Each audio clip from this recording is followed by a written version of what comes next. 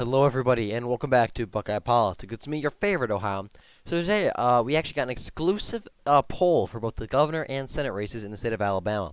So I do apologize for the low quality of this picture. It was sent to me over Discord, actually, by one of our great viewers, just like you, who lives in Alabama. He actually ran for city council of his town, and he's considering a run for mayor of his town in the great state of Alabama. He's a loyal viewer, and we've been in contact about how I think the race in Alabama is going to go. And he's actually conducted a very local poll among people in his town and people around the state of Alabama.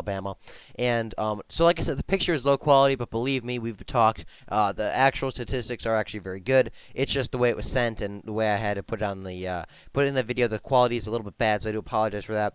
But this is actually a very well conducted poll by a viewer of mine, and I think it's going to be actually a great way to analyze the race, as it's a lot more unbiased than a lot of the other polls, because it's just a local guy talking to his neighbors, his friends, his family, and just even random people, citizens of his state and his community, to kind of get their gauge on their thoughts for the race.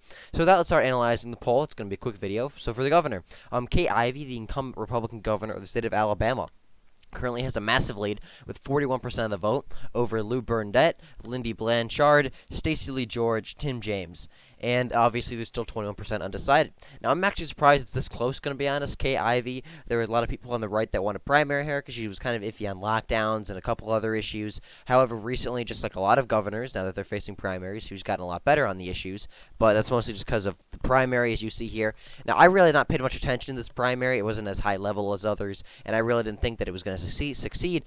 But looking at this, I'd say it's definitely possible that Lindy Blanchard, who was the former ambassador to Slovenia under the Trump administration and a multi-millionaire who has donated a lot of money to Republican campaigns. She's a very good friend of Senator Richard Shelby, and she is she was originally running for the Senate, but she wasn't doing so well, so she switched to the governorship. So she is running kind of this a more America First, a more populist kind of style campaign to challenge Kay Ivey, as Kay Ivey is very establishmentarian. She just got the endorsement of like the NRA, and she's endorsed by like all the generic Republican organizations you can think of, which is kind of cringe. And Kay Ivey has been pretty cringe on the issue. She's not awful for Republican governors, but instead of, let's say like Alabama, it's like R plus 35, R plus 40. We need someone better than Kay Ivey. So I do support Lindy Blanchard. It's very unlikely she's going to get in there, unfortunately. Like I said, she's doing very well. She's still really only polling at 18%. Kay Ivey is very popular still. Tim James and Lou Burnett, basically all the people running are all people that say, you know what, Alabama needs more America First style leadership. So if anything, I'd say Lou Burnett and Tim James should all kind of drop out and endorse Lindy Blanchard. That gives her another almost 20 points, and that really makes the race kind of competitive. So I'd say if we really want to primary Kay Ivey, it's kind of like an Ohio situation. We have a lot of candidates wanting to primary the bad governor, but a lot of the but all the candidates, there's so many people running that they're splitting the vote. So I'd say if Lou Burnett and Tim James were to drop out and endorse Lindy Blanchard, then I'd say we would have a chance at this working. But really, we're so the opposition vote is so spread out, and Kay Ivey is still at 41%, which is actually very impressive considering I've heard that in Alabama she's and especially with a lot of primary voters. So I really have a hard time seeing Kay Ivey losing. However, I think it would be possible if the opposing candidates do somehow unite.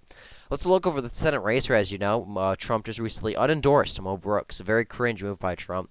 But as you can see, according to this poll, Mo Brooks still has the lead. He had already lost lead to Katie Britt on like some of the more official former polling, and in my opinion, this really states the fact that the Trump and America First candidates are really getting screwed over by the pollsters. I have a hard time seeing the fact Mo Brooks losing to Katie Durant when he had the Trump endorsement. Now that he's lost it, I could maybe buy some of those polls that have him down by a couple points. But the fact that even when he's lost it, actual on the ground and actual family discussion, this poll has Mo Brooks still up by a little bit over Katie Britt, although it is definitely not closer than it probably should be. So Mo Brooks, based on this poll, in my opinion, does certainly have a chance at winning. I think the Alabama Senate primary is going to be super competitive. It's going to be like super close, kind of like my home state of Ohio's primary. There's a lot of candidates, relatively close. The polls are kind of all over the place. There's no Trump endorsed candidate. But, yeah, that's really all I got to say about this. Based on this poll, it does appear that Mo Brooks has the lead, and in terms of, like, on-the-ground voting. So I think that a lot of the pollsters are making a bigger deal about Mo Brooks' candidacy. I think, if anything, Trump is definitely leaning very establishmentarian, which is very cringe, by unendorsing Brooks, because he was buying the polls that say, oh, look, Brooks, this America First guy, he's losing. And Trump was like, oh, shit, I better unendorse him, because I don't want to ruin my record. And so he unendorsed him. But apparently, at least according to this poll, Mo Brooks still has a 6 point lead over Katie Brick and an even bigger lead over Mike Durant. So, in my opinion, I think Mo Brooks is certainly probably still in a solid position to be the next senator for Alabama. I hope he's the next senator for Alabama, and I really hope that we hold Trump accountable for unendorsing him because that was very cringe. So that, thank you for watching this quick little video. I'll have another video tomorrow, and with that, I hope you all have a great day.